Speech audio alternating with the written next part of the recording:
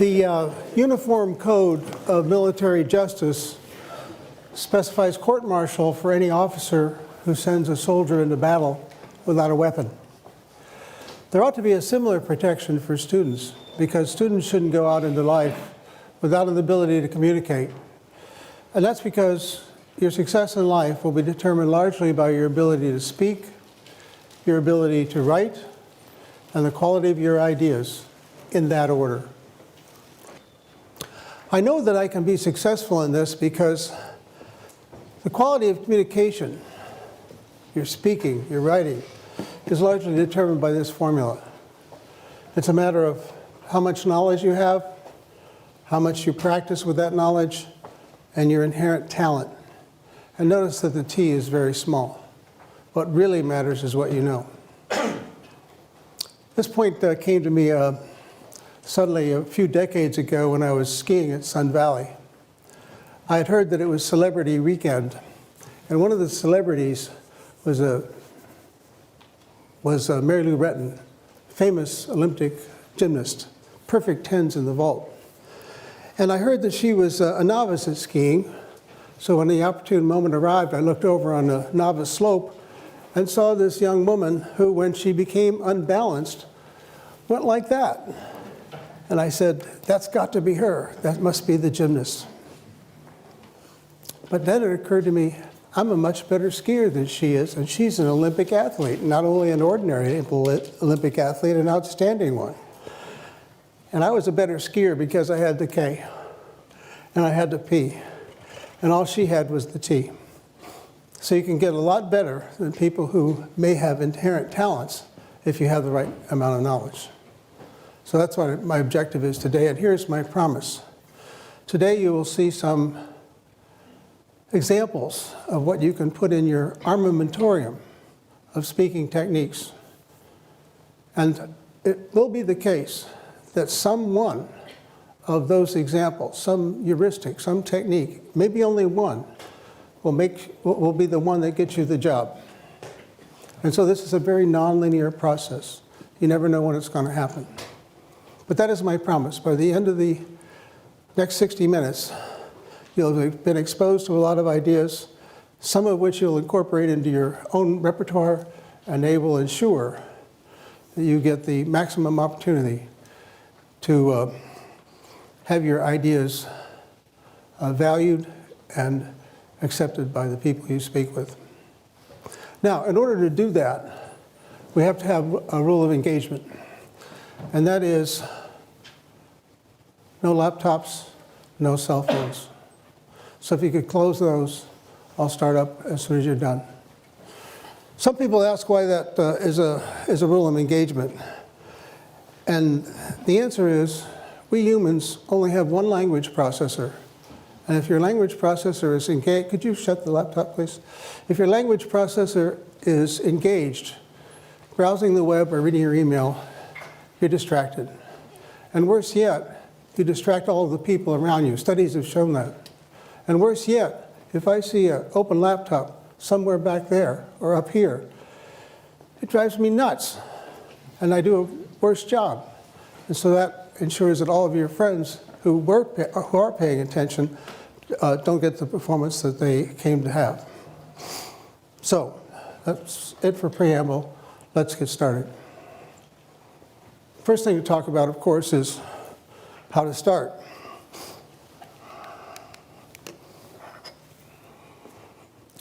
Some people think the right thing to do is to start a talk with a joke.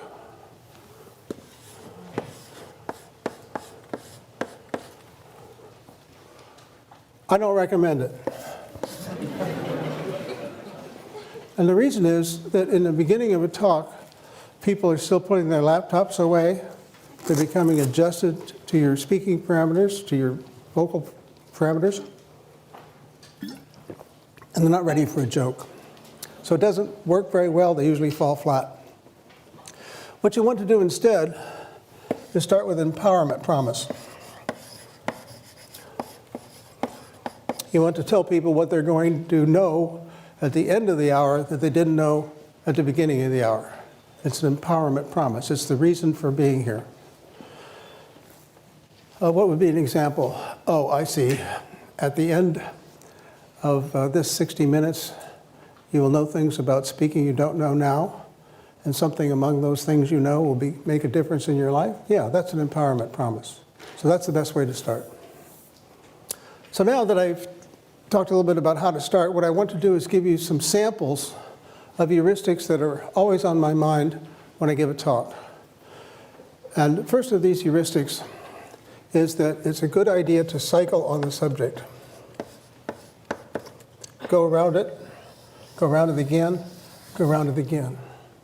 Some people say, tell them what you want to tell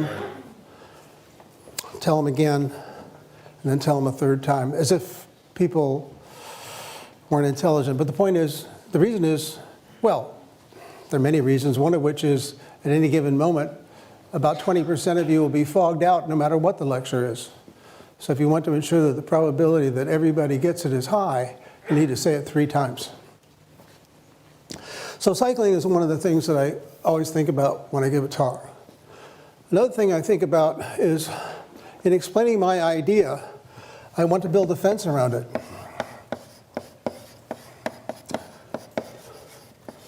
So that it's not confused with somebody else's idea. So if you were from Mars, and I was teaching you about what an arch is, I might say to you, well, that's an arch. And that's not to be confused with some other things that other people might think is an arch. This is not an arch. That's not an arch. I'm building a fence around my idea so that it can be distinguished from somebody else's idea. So in a more technical sense, I might say, well, my algorithm might seem similar to Jones's algorithm, except his is exponential and mine's linear. That's putting a fence around your idea so that people can not be confused about how it might relate to something else. The third thing on this list of samples is the idea of verbal punctuation.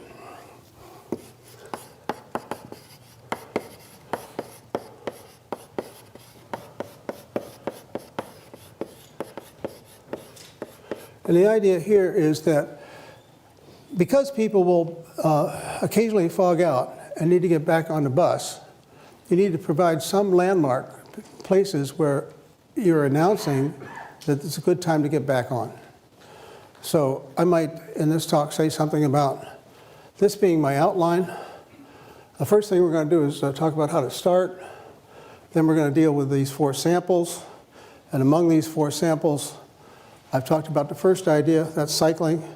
The second idea, building. And now the third idea is verbal punctuation.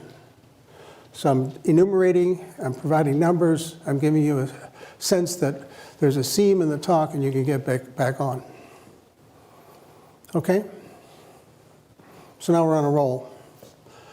And since we're on a roll, can you guess what 4th idea might be here? An idea that helps people get back on the bus?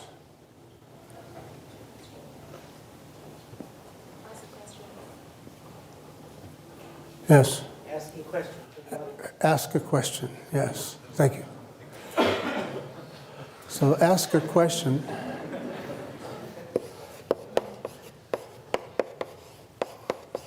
And so I will ask a question. How much dead air can there be? How long can I pause? I counted 7 seconds.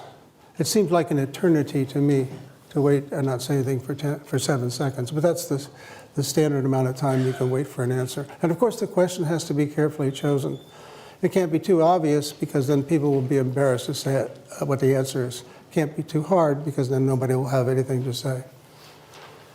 So here are some sample heuristics you can put in your armamentarium and build up your repertoire of ideas about presentation. And now, if this persuades you that there is something to know, that there is knowledge, then I've already succeeded. Because what I want to convince you of is that if you watch the speakers you admire and feel are effective, and ask yourselves why they're successful, then you can build up your own personal repertoire and develop your own personal style. And that's my fundamental objective. And the rest of this talk is about some of the things that are in my armamentarium that I think are effective. So, next thing on our agenda, as we start to discuss these other things, is a discussion of time and place. So what do you think is a good time to have a lecture? 11 a.m. Yeah.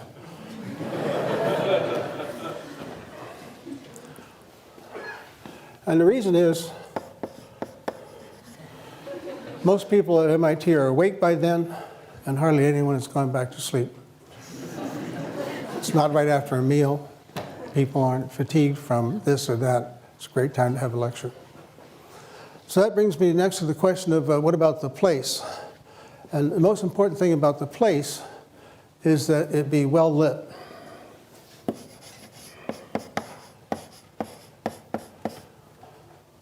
This room is well lit. The problem with the other kinds of rooms is that we humans, whenever the lights go down, or whenever the room is dimly lighted, it signals that we should go to sleep.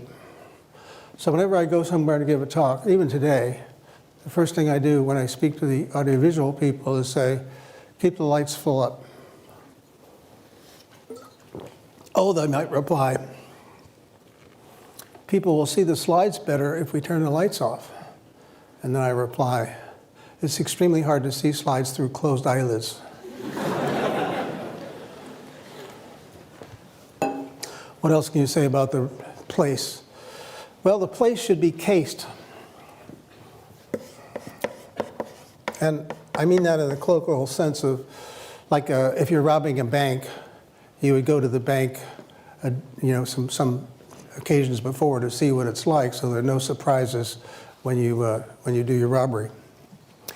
So whenever I go somewhere to speak, the first thing I ask my host to do is to take me to the place where I'll be speaking, so that if there are any weirdnesses, I'll be able to deal with it.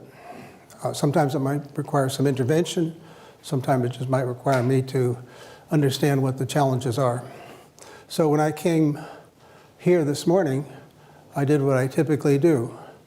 I imagined that all the seats were filled with disinterested farm animals. And that way I knew that no matter how bad it was, it wouldn't be as bad as that. So finally, it should be reasonably populated.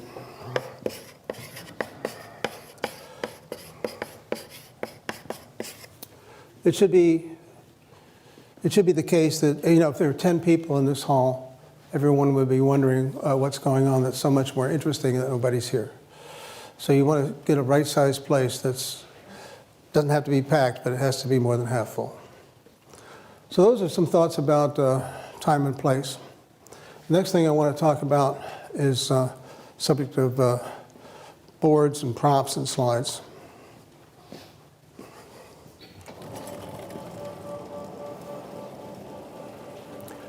Well, these are the tools of the trade. I believe that this is the right tool for speaking when your purpose is informing. The slides are good when your purpose is exposing. But this is what I use when I'm informing, teaching, lecturing. And there are several reasons why I use it. For one thing, when you use the board, you have a graphic quality. It's the case that when you have a board, then you can easily exploit the fact that you can use graphics in your presentation. So that's a graphic quality that I like. And the next thing I like is like a speed property. The speed with which you write on the blackboard is approximately the speed at which people can absorb ideas. If you go flipping through a bunch of slides, nobody can go that fast.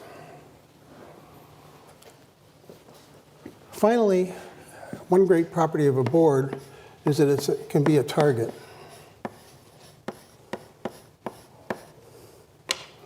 Many people who are novices at speaking find themselves suddenly aware of their hands.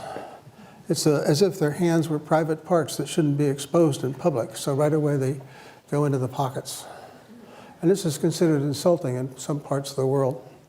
Or alternatively, maybe the hands will go in back like this. I was once in a convent in Serbia, and my host, as soon as we entered, a nun came up to us and offered us a refreshment. And I was about to say, no, thank you, when he said, eat that stuff or die. It's a question of local custom and politeness. But then, before anything happened there, the nun pulled my hands out like this, because it was extraordinarily insulting in that culture to have your hands behind your back. So why is that? Well, it's usually supposed that that it has to do with whether you're concealing a weapon. So if your hands are in your pockets or behind your back, then it looks like you might have a weapon. And that's what I mean by the virtue, one of these virtues of the board. Now you have something to do with your hands. You can point out the stuff. I was once watching Seymour Papert give a lecture, and I thought it was terrific. So I went a second time. First time to absorb the content, second time to note the style. And what I discovered is that Papert was constantly pointing at the board. And then I thought about it a little while, and I noted that none of the stuff he was pointing to had anything to do with what he was saying. Nevertheless, it was an effective technique. So that's just a little bit about the virtue of blackboards. Now I want to talk about props. You know, the custodians of knowledge about props are the playwrights. Many decades ago, I saw a play by Heinrich Ibsen. It was Hedda Gabler. I remember vaguely that it was about a woman in an unhappy marriage, and her husband was in competition for an academic job with somebody else, and he was going to lose, partly because he was boring, and partly because the competitor had just written a magnificent book. By the way, this is back in the days before there were copying machines and computers. Anyhow, as the play opens, there's a pot-bellied stove.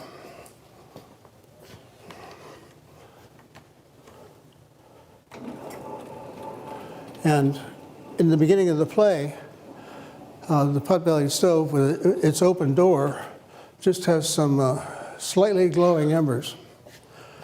But the pot-bellied stove is always there, and its tension mounts in the play.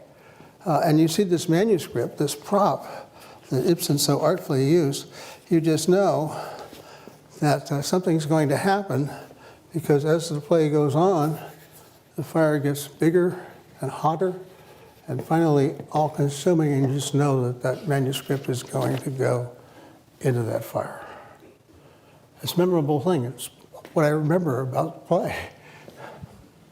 So the playwrights have got this all figured out, but on the other hand, they're not the only people who can use props. Here's an example of the use of a prop, also due to Seymour Papert. He was talking about how it's important to look at the problem in the right way. And here's an example that not only teaches that, but makes it possible for you to embarrass your friends in mechanical engineering. So here's what you do. You take this bicycle wheel, you start it spinning, and then you put some torque on the axle. Or equivalently, you blow on the edge. And the issue is, does it go that way? Or does it go that way? Now, the mechanical engineers will immediately say, oh, yes, I see, right-hand screw rule, and they'll put their fingers in this position, but forget exactly how to align their fingers with the various aspects of the problem. And so it's usually the case that they get it right with about a 50% probability. So their very fancy education gets them up to the point where they're equivalent to flipping a coin. But it doesn't have to be that way, because you can think about the problem a little differently. So here's what you do. You take some duct tape and you put it around a part of the wheel like that. And now you start to think about not the whole wheel, but just the little piece that's underneath the duct tape. So here that piece comes rolling over the top, and at this point you blow on it with a puff of air. Forgetting about the rest of the wheel, what happens to that little piece that's under the duct tape? It must want to go that way, because you banged on it like that. It's already going down like that. And what about the next piece? Same thing. Next piece, same thing. So the only thing that can happen is that the wheel goes over like that. And so now you'll never wonder again, because you're thinking about the problem in the right way, and it's demonstrated by the use of a prop. You can try this after we're done. Another example I like to remember is one from when I was taking 801. Alan Lazarus was the instructor at the time, and he was talking about the conservation of energy, kinetic and potential. And there was a long wire in the ceiling in 26100 attached to a much bigger steel ball, but one not unlike this. And Lazarus took the ball up against the wall like this. He put his head flat against the wall to steady himself, and then he let go. And the pendulum takes many seconds to go over and back, and then gently kisses Lazarus's nose. And so you have many seconds to think, this guy really believes in the conservation of energy.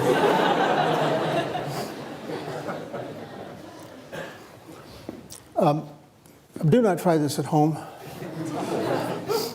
The problem is that first time you do this, you may not just let go. There's a natural human tendency to push.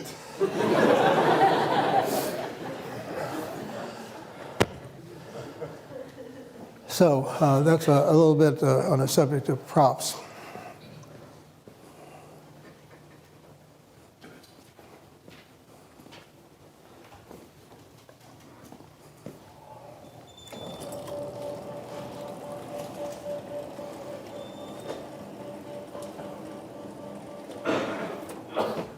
You know, it's interesting, whenever surveys are taken, students always say more chalk, less PowerPoint.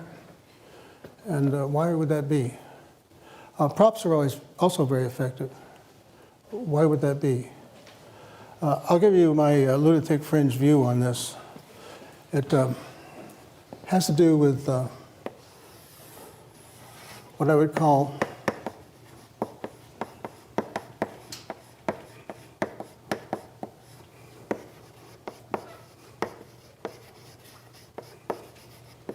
empathetic mirroring. When you're sitting up there watching me write on the board, all those little mirror neurons in your head, I believe, become actuated, and you can feel yourself writing on the blackboard. And even more so, when I talk about this steel ball going that way and this way, you can feel the ball as if you were me. And you can't do that with a slide. You can't do it with a picture. You need to see it in the physical world. That's why I think that, oh yes, of course, there are speed questions involved too that have to be separated out, but I think the empathetic mirroring is why props and the use of a blackboard are so effective. Well, let's see. Oh yes, there is one more thing by way of the tools, and that has to do with the use of slides. I repeat, I think they're for exposing ideas, not for teaching ideas, but that's what we do in a job talk or a conference talk. We expose ideas, we don't teach them. So let me tell you a little bit about my views on that.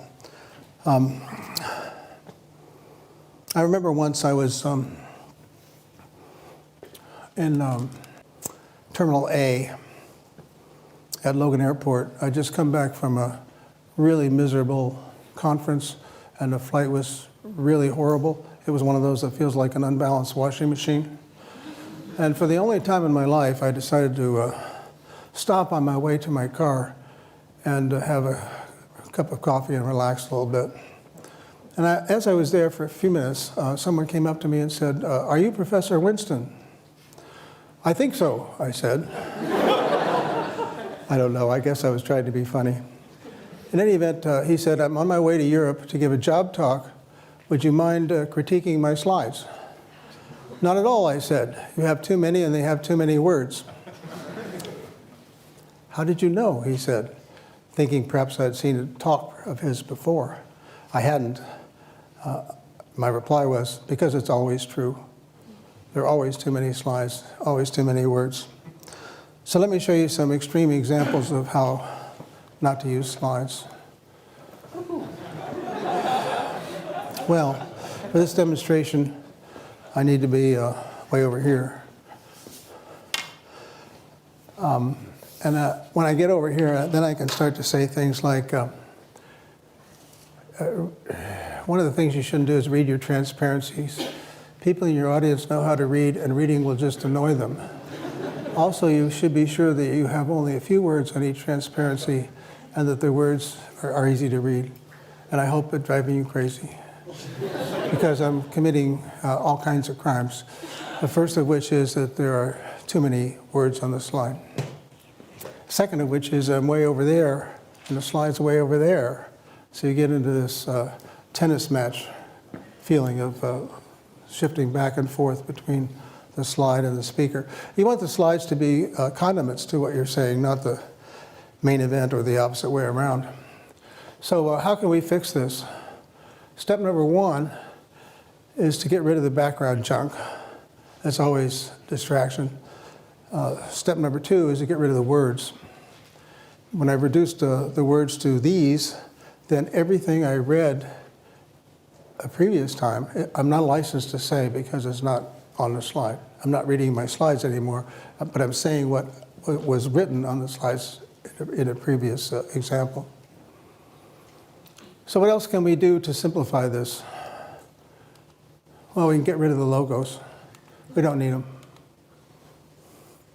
Simplification. What else can we do? Get rid of the title. Now I want to talk to you about some rules for slide preparation. I'm telling you the title. It doesn't have to be up there. By reducing the number of words on the slide, I'm allowing you to pay more attention to me and less to what's written on the slide. I mentioned it before, we have only one language processor, and we can either use it to read stuff or to listen to the speaker. And so if we have too many words on the slide, it forces people in the audience to read this stuff and not listen. A student of mine did an experiment a few years ago. He taught some students some web-based programming ideas. Half the information was on slides. He said the other half. And then for a control group, he reversed it. And the question was, what did the subjects, that is to say, freshmen in his fraternity, what did the subjects remember best? What he said or what they read on the slide? And the answer is what they read on the slide. When their slides have a lot of material on it, they don't pay attention to the speaker. In fact, in the after-action report, one of the subjects said, "I wish you hadn't talked so much. It was distracting." Well, the last item is eliminate clutter. Now, here's some clutter. No reason even for those bullets. So the too many words problem is a consequence of a crime Microsoft has committed by allowing you to use fonts that are too small. So you should all have a sample slide like this that you can use to determine what the minimum font size is that's easily legible. Shiru, what do you think of those? Which size is right? What's that? Did you ask which size is right? Yeah. Minimum, maybe. 40 or 50? Yeah, he says 40 or 50. I think it's about right. 35 is if you get too small. Not necessarily because you can't read it, but because you're probably using it to get too many words on the slide. What other crimes do we have? Well, we have the laser pointer crime. And for that, I really, you know, in the old days, when we didn't have laser pointers, we used wooden ones, and people would go waving these things around, and pretty soon it became almost like a baton twirling contest. So here's what I recommended in the old days for dealing with this kind of pointer.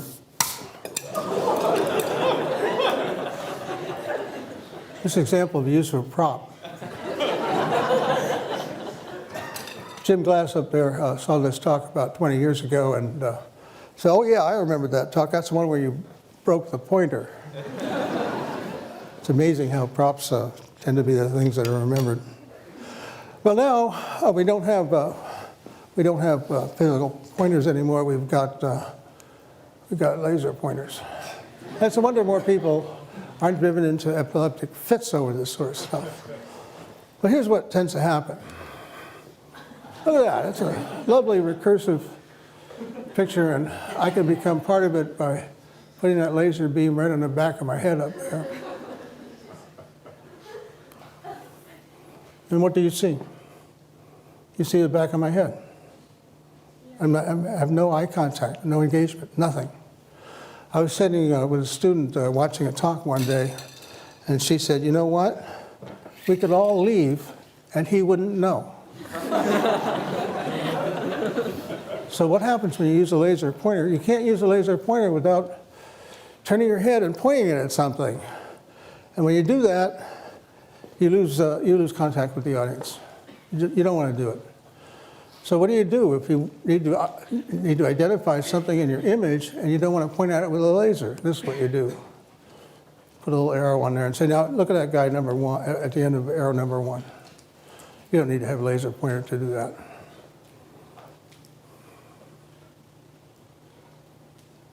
The too heavy crime. When people ask me to review a presentation, I ask them to print it out and lay it out on a table. When they do that, it's easy to see whether the talk is too heavy, too much text, not enough air, not enough white space, not enough imagery. This is a good example of such a talk. Way too heavy. The presenter has taken advantage of small font sizes to get as much on the slide as he wanted. Lots of other crimes here, but the fact that it's too heavy is what I wanted to illustrate. So here, by contrast, is another talk, one I gave a few years ago. It wasn't a deeply technical talk, but I show it to you because there's air in it. It's mostly pictures of things. There are 3 or 4 slides that have text on them, but when I come to those, I give the audience time to read them. And they're there because they might have some historical significance. The first slide with a lot of text on it is an extraction from the 1957, from the proposal for the 1957 AI conference at Dartmouth. Extraordinarily interesting event, and that historical extraction from the proposal helps drive that point home.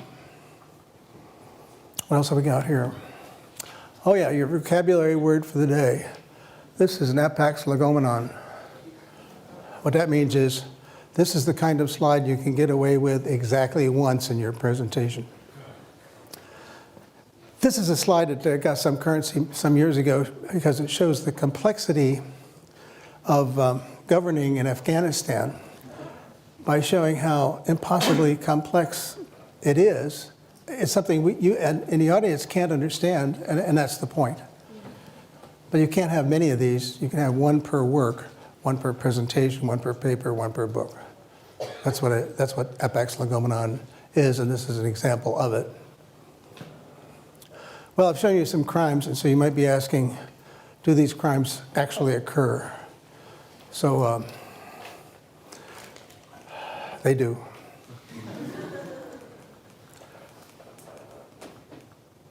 There's the hands in the pockets crime. There's a crime in time and place selection here.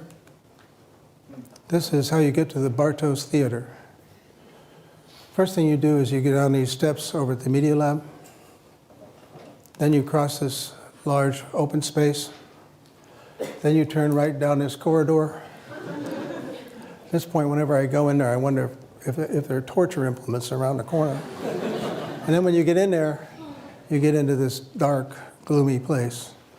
So it's well named when they call it the Bartos Theater, because it's a place where you can watch a movie, but it's not a place where you can give a talk. Now, on a subject of does it happen, here's a talk I attended a while back in Stata. Notice that the speaker is far away from the slides. Speaker's using a laser pointer. And you say to me, well, what's happening here? It's, by the way, the 80th slide in the presentation. Notice that it's dense with words. This is the first of 10 conclusion slides. So what's the audience reaction? That's the sponsor of the meeting. He's reading his email. This is the co-sponsor of the meeting. He's examining the lunch menu. What about this person? This person looks like he's paying attention, but just because it's a still picture. If you were to see a video, what you would see is something like this.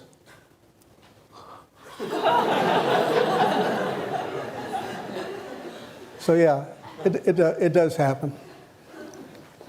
Well, now that's a quick review of tools. Now I want to talk about some special cases. We could talk a little bit about informing, or to say it another way, doing what I'm doing now. But I'll just say a few words about that. In that kind of presentation, you want to start with a promise, like I did for this hour that we're going through now. But then it comes to the question of how do you inspire people? I've given this talk for a long time, and a few years ago, our department chairman said, would you please give this talk to a new faculty and be sure to emphasize what it takes to inspire students. And strangely, I hadn't thought about that question before, so I started a survey.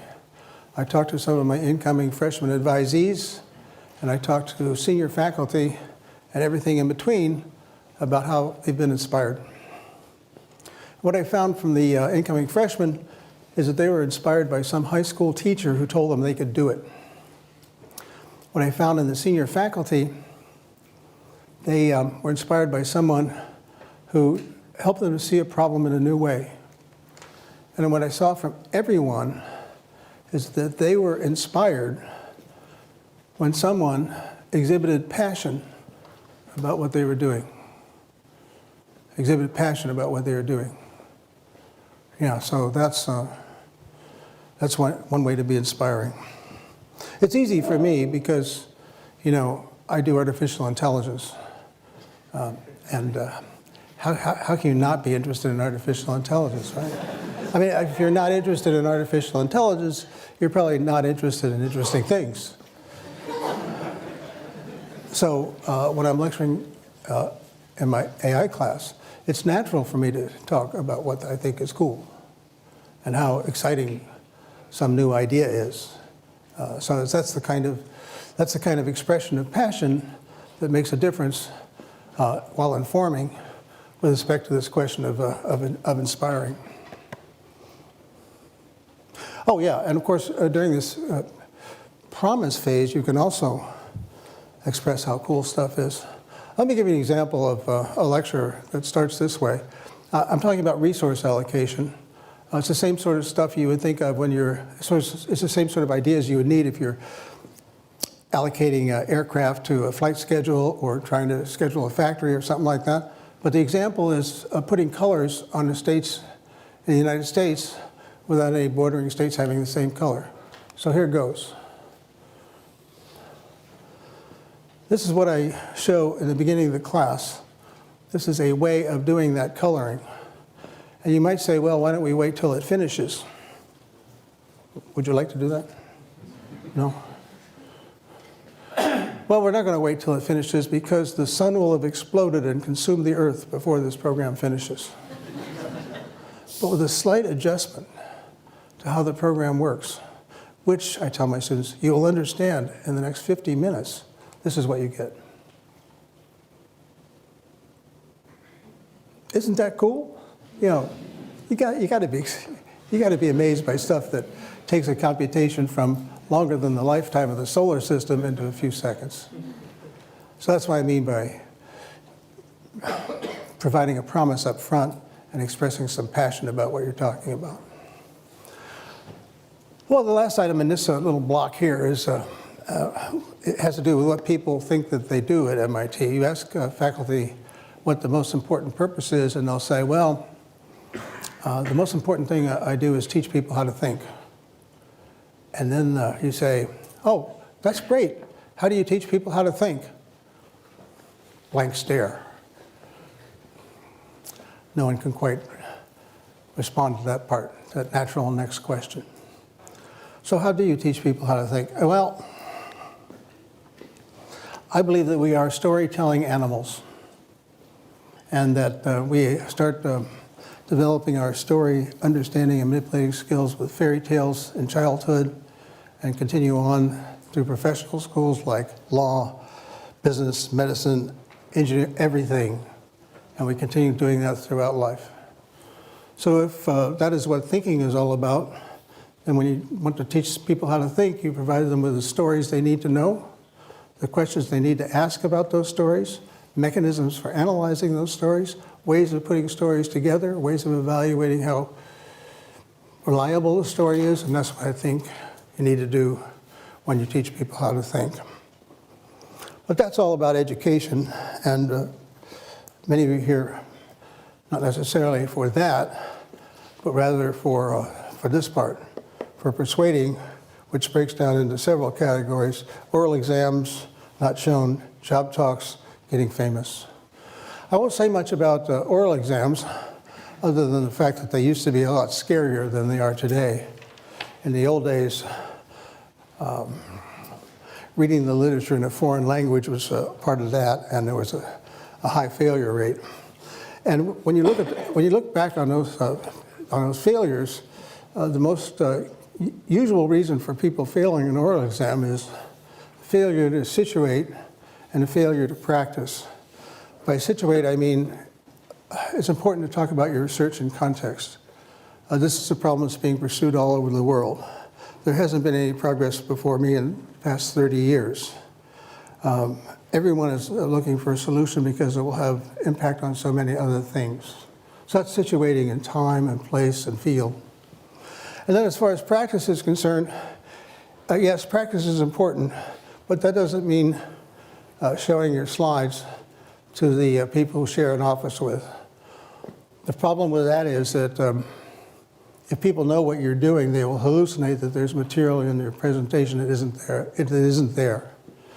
A variation on the same, by the way, is your faculty supervisor is not a very good person to help you debug a talk, because they, in fact, know what you're doing, and they will, in fact, hallucinate there's material in your presentation that isn't there.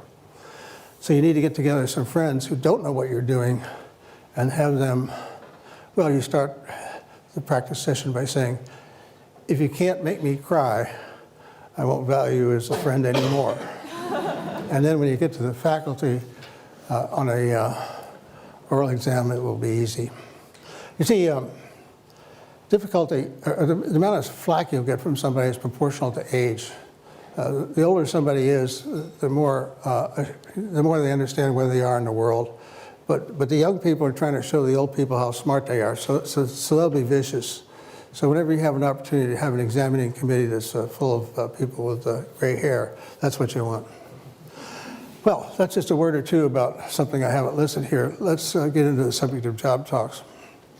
So I was sitting in a bar many years ago in San Diego. I was a member of the Navy Science Board, and I was sitting with a couple of my colleagues on the board. Dolores Eder from the University of Colorado. She made me so jealous I could spit because she'd written 21 books and I'd only written 17. And then the other one was Bill Weldon from the University of Texas. He was a electromagnetism guy, and he knew how to use rail guns to drive steel rods through tank armor. These were interesting people. So I said, what do you look for in a faculty candidate? And within 1 microsecond, Dolores said, they have to show us they've got some kind of vision. Quickly followed by Bill, who said, they have to show us that they've done something.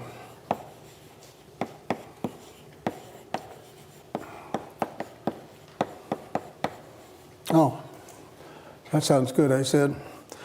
And then I said to them, how long does a candidate have to establish these two things?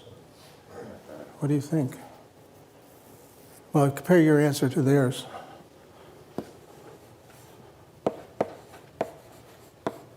Five minutes. So if you haven't expressed your vision, if you haven't told people that you've done something, in 5 minutes you've already lost. So you have to be able to do that. And let me just mention a couple of things in that connection. Here, which is, the vision is in part a problem that somebody cares about and something new in your approach.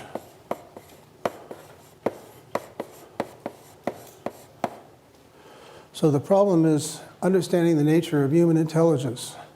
And the approach is asking questions about what makes us different from chimpanzees and Neanderthals. Is it merely a matter of quantity, or are we just a little bit smarter in some continuous way? Or do we have something that's fundamentally different that chimpanzees don't have, and Neanderthals either? And the answer is yes, we do have something different. We are symbolic creatures, and because we're symbolic creatures, we can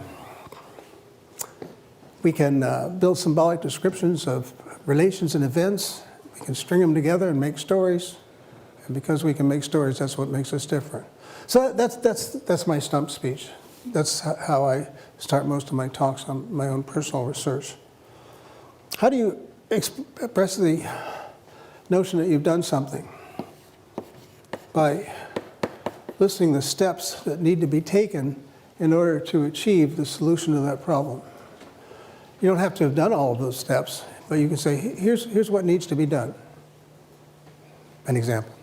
Here's what needs to be done. We need to specify some behavior. We need to enumerate the constraints that make it possible to deal with that behavior. We have to implement a system because we're engineers and we don't think that we've understood something unless we can build it.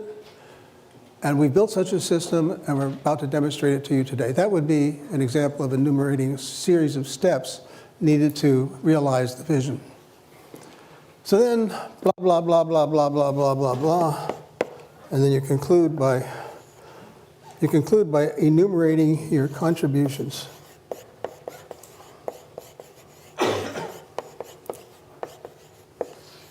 It's kind of mirror of these steps and helps to establish that you've done something. So that's a kind of general purpose framework for doing a technical talk. Now, only a few more things left to do today. Getting famous is the next item on our agenda, because once you've got the job, you need to think a little bit about how you're going to be recognized for what you do. So,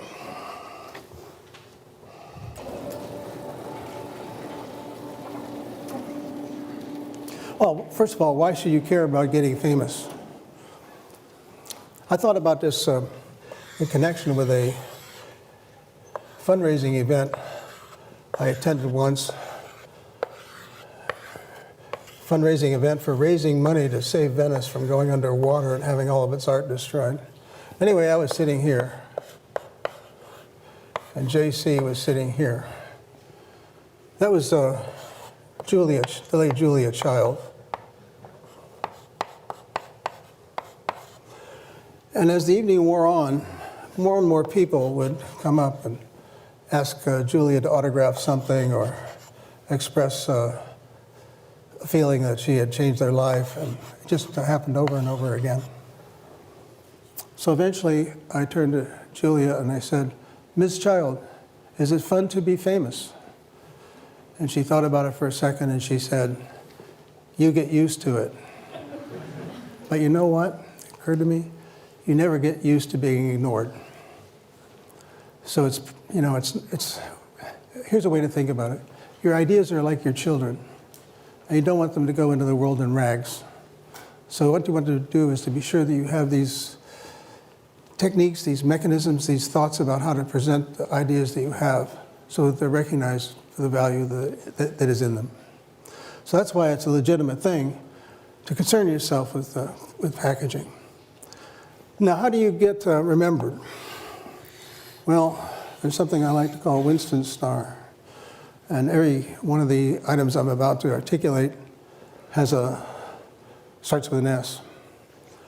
So if you want your presentation ideas to be remembered, one of the things you need to do is to make sure that you have some kind of symbol associated with your work. So this arch example is actually from my PhD thesis many, many years ago. And in the course of my work at that time, this work on arch learning became mildly famous, and I didn't know why. It was only many years later that I realized that that work accidentally had all of the elements on this star. So the first element is that there was a kind of symbol. It's the arch itself. Next thing you need is some kind of slogan, a kind of phrase that provides a handle on the work. And in this case, the phrase was one-shot learning. And it was one shot because the program I wrote learned something definite from every example that was presented to us. So in going from a model based on this configuration to something that isn't an arch based on that configuration, the program learned that it has to be on top. One-shot learning. So that's a symbol, slogan, and now we need a surprise. Yeah, the surprise is you don't need a million examples of something to learn. You can do it with one example if you're smart enough to make use of that example appropriately. So that was the surprise. You can learn something definite from each example. Next item was a salient idea. Now, when I say salient idea, I don't mean important. What I mean is an idea that sticks out. Some theses, funnily enough, have too many good ideas, and you don't know what it's all about because which one is it? So you need an idea that sticks out. And the idea that stuck out here was the notion of a near miss.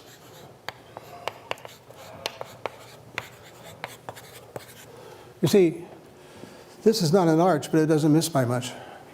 So it's a near miss. And finally, you need to tell the story of how you did it, how it works, why it's important. So that's a bit on how to, not so much get famous, but how to ensure that your work is recognized. Well, we're almost finished because now we're down to this last item, which is how to stop. And when we come to that, there's a question of, all right, well, what is the final slide? And what are the final words?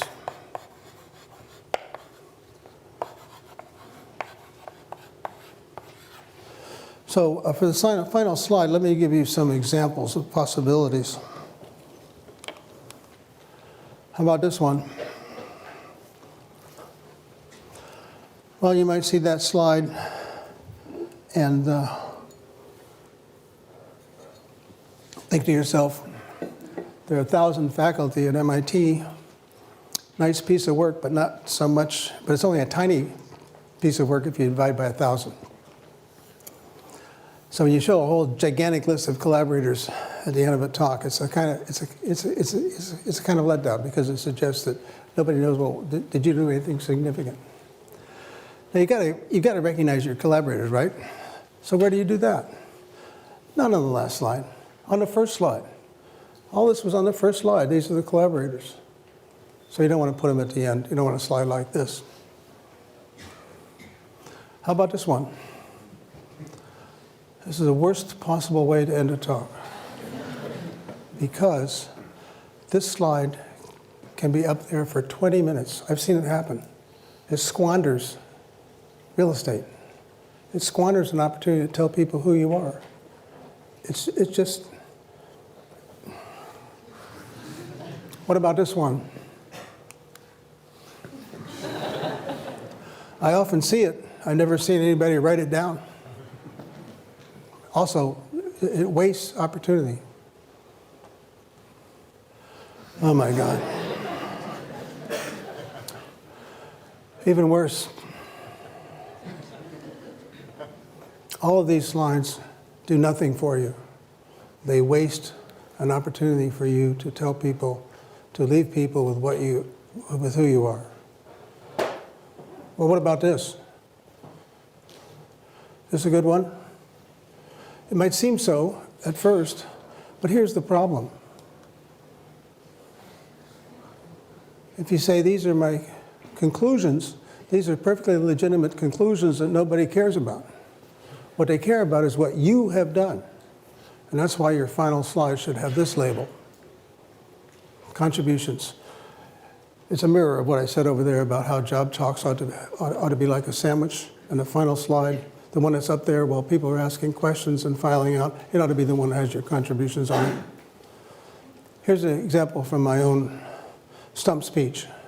Yeah, this is what I talk about a lot. Yes, here are the things that I typically demonstrate.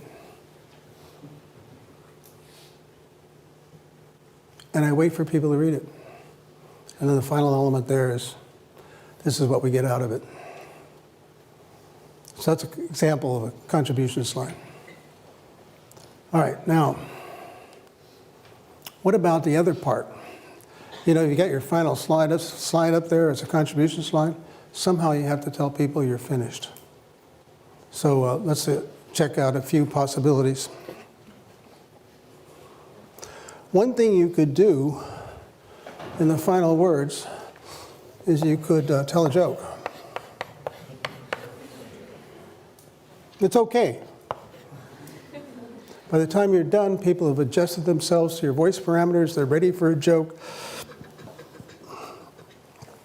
I was sitting in another bar, this time in Austin, Texas, with a colleague of mine named Doug Lennott.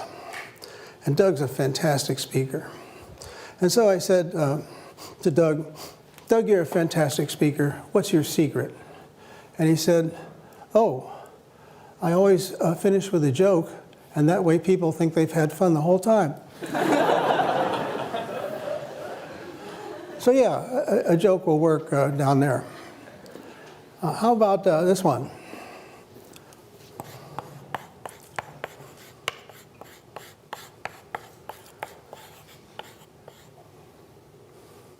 Thank you.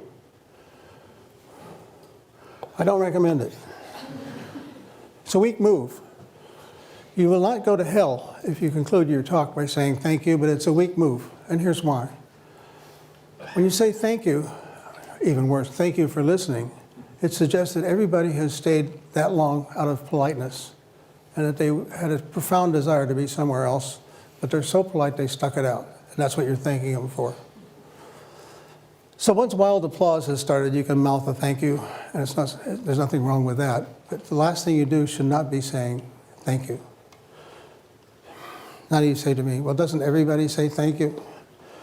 Well, what everybody does is not necessarily the right thing.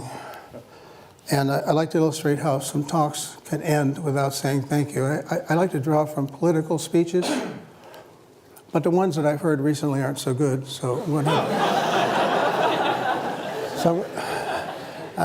going to have to go back a little bit. So here's Governor Christie. He gave the Republican keynote address one year.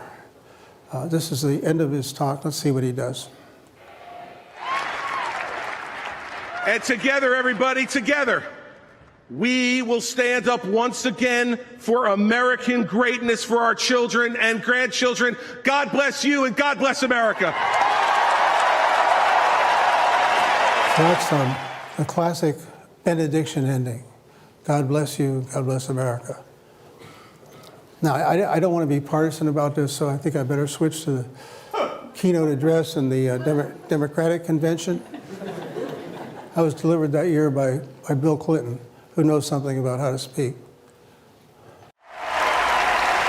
If that is what you want, if that is what you believe, you must vote and you must re-elect President Barack Obama. God bless you and God bless America.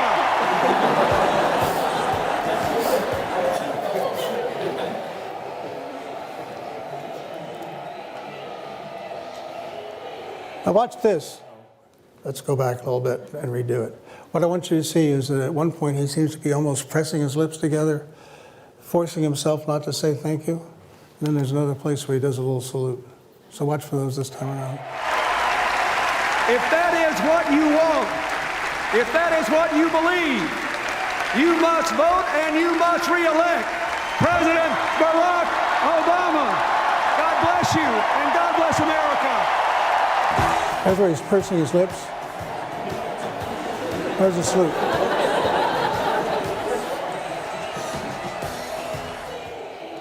Yeah, I think that's pretty good. Now, what are we going to take away from this? Well, I suppose I could conclude this talk by saying, God bless you and God bless the Massachusetts Institute of Technology, but it might not work so well. But what you can get out of this is you don't have to say thank you. There are other things you can do. And you know, it's interesting that over time people figure this out and there's some stock ways of ending things. So in the Catholic Church, in the good old Latin Mass, it landed with ite missa est, which translates approximately to, okay, the Mass is over, you can go home now. And of course, at musical concerts, you know that it's time to clap, not at the end of the song, but rather when the conductor goes over and shakes hands with the concertmaster. Those are conventions that tell you that the event is over. So those are all possibilities for here. But one more possibility, and that is that you can salute the audience. And by that I mean you can say something about how much you value your time at a place. So I could say, well, it's been a great fun being here. It's been fascinating to see what you folks are doing here at MIT. I've been much stimulated and provoked by the kinds of questions you've been asked. It's been really great, and I look forward to coming back on many occasions in the future. So that salutes the audience. You can do that. Well, there it is. You know what? I'm glad you're here. And the reason is by being here, I think you have demonstrated an understanding that how you present and how you package your ideas is an important thing. And I salute you for that. And I suggest that you come back again and bring your friends.